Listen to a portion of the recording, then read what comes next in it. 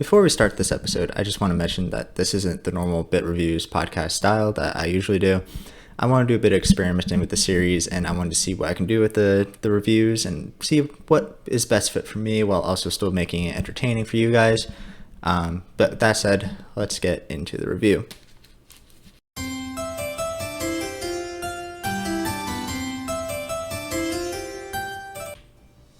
Alright, welcome to Bit Reviews, a podcast, or at least it was. Maybe one day I'll make it a podcast again, but we'll see how it goes. I don't know how the future will take us. Anyhow, this is a series where I review video games and give them a score of 1 to 8 as a reference to bits. I know, I'm a genius. I also break my review down into 3 different sections: story, graphics, gameplay. Every once in a while, I'll do a section on soundtrack if I take a notice of it in the game, but I don't always do that because I sometimes play games without audio. I know, I'm weird.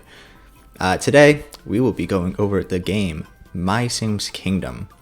I used to play the game as a kid a lot, the prequel at least, My Sims. So I decided, why not finally play it through? And before I start, I have to say, nostalgia definitely made me remember this game differently, and I will probably spoil a lot of stuff, so be aware. Alright, let's get into it.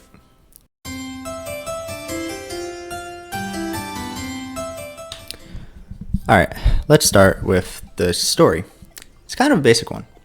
You are basically a pig farmer, I think, whose friends kind of pressure you into taking part of a competition to become what is called a wandelier, because for some reason all the other wandeliers have disappeared, and now the kingdom is now in a crisis because the citizens relied on these people with magic to do everything for them. It's kind of crazy, I guess. Why this is how society runs, who knows. Anyways, you win the competition, beating some random guy and the daughter of the king, who was kind of a brat, so it's a good thing you beat them. Of course. Anyways, the competition was actually pretty cool because they used it as a tutorial to help you learn the game before going off and helping others. I kind of forgot to mention before, but the kingdom is split into different islands, each island having its own themes and problems. Each island is kind of its own subplot within the main plot. I'm not going to go into any details of any specific one, but basically, for example, one of the islands is the theme of the Wild West, and you kind of just help capture a criminal there, and you help a chef make pizza. Crazy stuff, I know. I also forgot to mention that traveling around with you are your 2 friends. One is given the ability to convert essence into mana. Mana is basically what you use to build everything with the wand. Essences are basically stuff to fulfill scrolls and to build more things. They are kind of what you're go around collecting and using to build throughout the entire game. And then your other friend is kind of just there as a messenger, who every time you level up, there's 5 levels in the game. You level up and you kind of receive a mail, and that's kind of his job. That's his duty. He doesn't really do much else. They're kind of, besides that, like the 2 friends, they're really not like, you don't really have to interact with them at all in the game, which is kind of sad. Maybe it would be nicer to interact with them more, but they're there and you interact with everyone else, and story wise it's all right. It's an okay story. There's nothing groundbreaking. There's really nothing special about it. It's just okay. It focuses more on the little side stories than the main story, and you don't even have to beat all the side stories to reach level 5. You just have to reach level 5. And then once you reach level 5, that's basically congrats from the king. You've done everything that you have to, and your reward at the end is just your own personal island that you can build forever on with no use of mana. And you also get a cool little dance scene at the end with everyone on the other islands. But besides that, beating the game, it's not too fulfilling. You just kind of do it. For graphics, well, I'll try to keep this relatively short because I don't really think there's much to talk about graphics-wise. For a Wii game, I do think that it is better than most Wii games. It does look really good from what you're able to see. The graphics and the themes are consistent with one another, and nothing does really go above and beyond to stand out from one another. And all the themes are kind of relatively good with clashing with each other.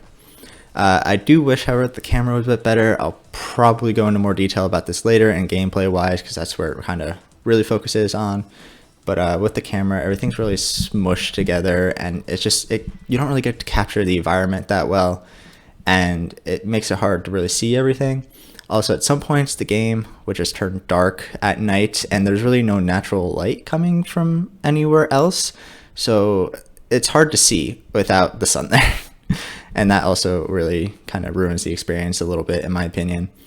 I do think the islands could have been a bit more creative as well. Like every island, they do well to portray the theme, and they do portray it enough where you get the idea of the theme and everything that's going around, and each thing is unique to each other. But like the shapes of the island, they're all kind of the same. I mean, they're all kind of just hills, and you kind of just walk around. They all have the same aspects, like the fishing, the mining, everything that requires for the gameplay, and that's basically it. I do think the UI does look nice, and they do a good job with the map, being able to let you see the entire islands and stuff, and they do really well with that.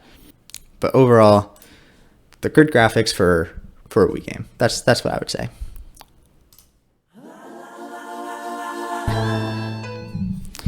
I will go into the soundtrack for this one, and basically all I'm going to say about it is they made music with the Landrick of The Sims, and it's just really funny, and you even slow dance at one point to it, and I just find that hilarious, and that's all I'm going to say about that. Alright, time for the gameplay, and oh boy, do I have a lot to say about this. I guess I'll start with the negatives and go down to the positives. First, I want to talk about the use of motion controls. It's very weird, the motion controls. I mean, not like in the sense of how they feel and how you use them. I think they did a great job with how the motion controls work and how they feel. My problem is like the inconsistency of when you have to use them and when you don't have to use them. Like for mining in the walls, you have to repeatedly shake the remote to sense where the hotspot was before hitting the hotspot. If you aren't on the hotspot and you press A, it sort of punishes you by making your character do a weird animation, and it takes a few seconds before you're able to continue mining again. While if you're just shaking the remote, that doesn't happen. But if you press A on the spot that is a hotspot, it does the same thing as shaking, which I just found extremely odd. And with fishing, you have to pull upwards when the fish bites. You can't just press A, which is super inconsistent with all the other ways of collecting the instances, which you can just press A to do. I just don't get the decision behind that, but it is what it is. You know, I do think they do a good job with the motion controls where it isn't too bad to use, so that's definitely a positive. It is just, I just found it funny how inconsistent that was. The games, I think this game just relies too heavily on the repetition, and usually repetition is in every video game. You're going to see it happen and you're just going to feel it, but it's just every island is just the same in the end, and this, besides going through the story, you're just doing the same things. You're collecting the resources and you're building something for the player, and it just gets kind of annoying. And sometimes collecting the resources, it's a pain. With like mining the wall, you're literally going back and forth shaking the remote. Like, you get bored of that quickly. And if you want some essences that grow on the trees, they take time for the trees to grow each essence before you shake it down, and they have mana and the essences on the trees. So it's just like, if you're trying to collect it, it takes time, which is fine. It's grindy. That's the whole point of the game. But I think it could have been done a little bit better. And last pet peeve with this one is like the metal detecting.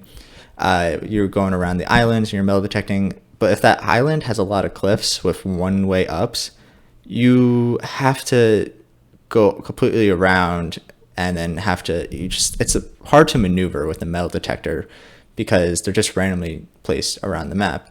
And if it's not flat, you have to take weird routes to get to where you want to go, and it just gets annoying after a while.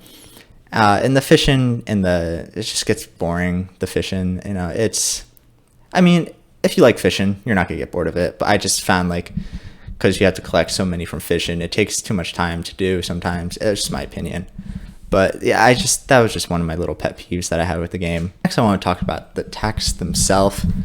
The absolute worst task that they had for this was herding animals. it could have just been done so much better.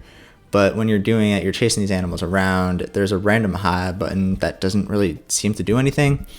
And the AI just tends to get stuck in corners super easily, where you have to walk away and then just sit away from the animal, hoping that it doesn't walks out of the corner. And when it does, you have to find a way to now sneak around it so it doesn't just run straight back into that corner. And it just gets annoying. And then after, sometimes when you pen the animals, they can just walk right out again when you're trying to go out and get another one.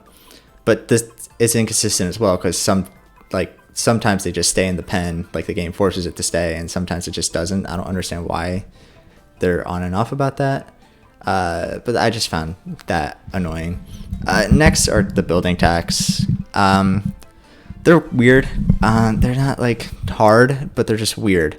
Like, some just forces you to place objects specifically in one area, which I get, but not every single one does that. Some of them, they're like, oh, here are a list of requirements, and then do that. But the only thing is, the list of requirements are so hefty that it kind of just promotes place random objects, and instead of make this look nice, which I bet many people want to do, but the game doesn't really encourage that, which I think really, if they want you to be creative, I think that just heavily limits the creativity that you could put into it.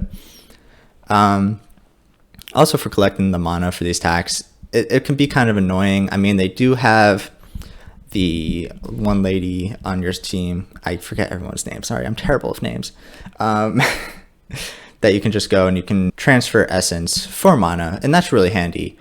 But after a while, I found it just easier going back to other stuff that you build, destroying that for the mana, and then just building what you need to do for the next task, because it doesn't punish your last task but doing that. And I just found that funny that was an option, and I kind of wish that wasn't the easiest way for me to do that, instead of just I can build with after going out and collecting mana pretty easily.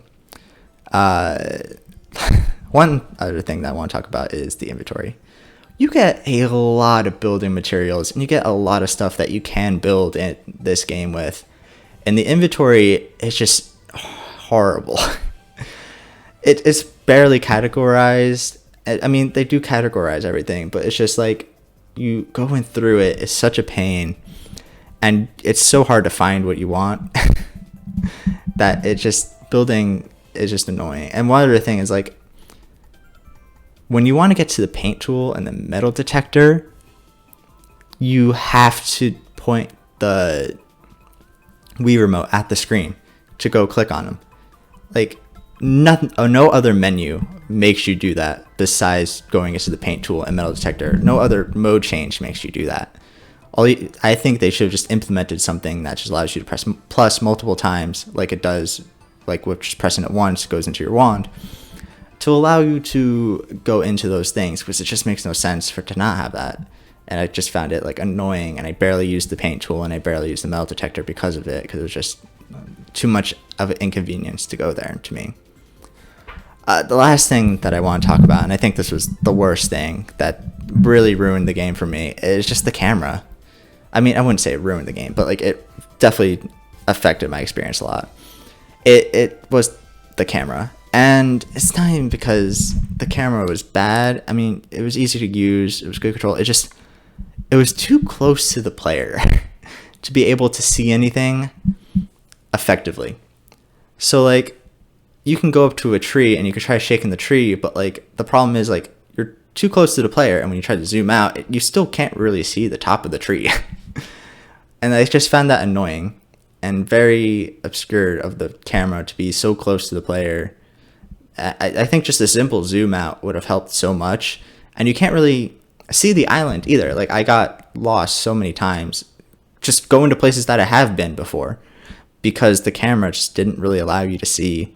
Like, once you learn to navigate everything, it's better, but I feel like the camera is just not user-friendly in this game whatsoever. Luckily, the map that they implemented with the game is very helpful. It does give a good layout of the island. It does tell you exactly where everything is, and I found that super helpful. But I just wish I didn't have to rely on having to go into the map every 5 seconds to figure out where I am and to figure out where I have to go. So let's enough of the negatives. Let's go into the positives.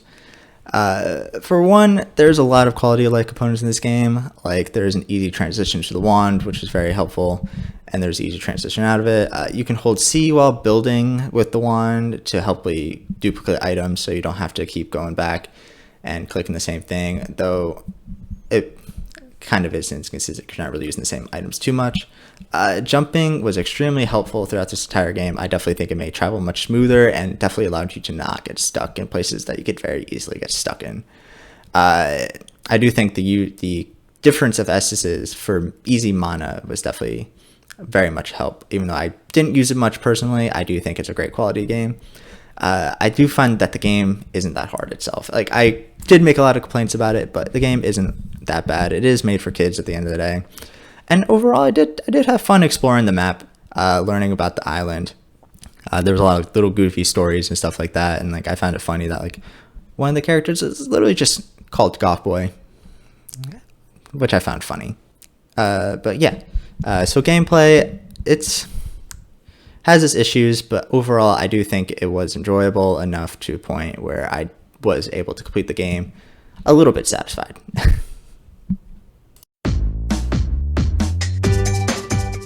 All right, now it's time for the overall score of the game, and I'm gonna give it a 5 out of 8. I know I complained about the game a lot, but as I was playing, I just reminded myself so much of like as a kid and how much I enjoyed playing this game for what little time I did actually play it. I don't know if I actually beat the game as a kid, but I did play it a good chunk of it. Like I probably did beat the game. And I did really enjoy it back then. So like that made me just think like from a more kids perspective. So I do think this game is just really good for kids. Not really someone cranky like my age.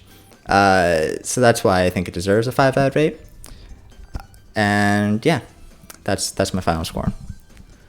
All right, that's the end of this review. I hope you enjoyed. Hit the subscribe button if you did, and let me know what you guys think of the game in the comments below. I'll see you in the next one. Peace.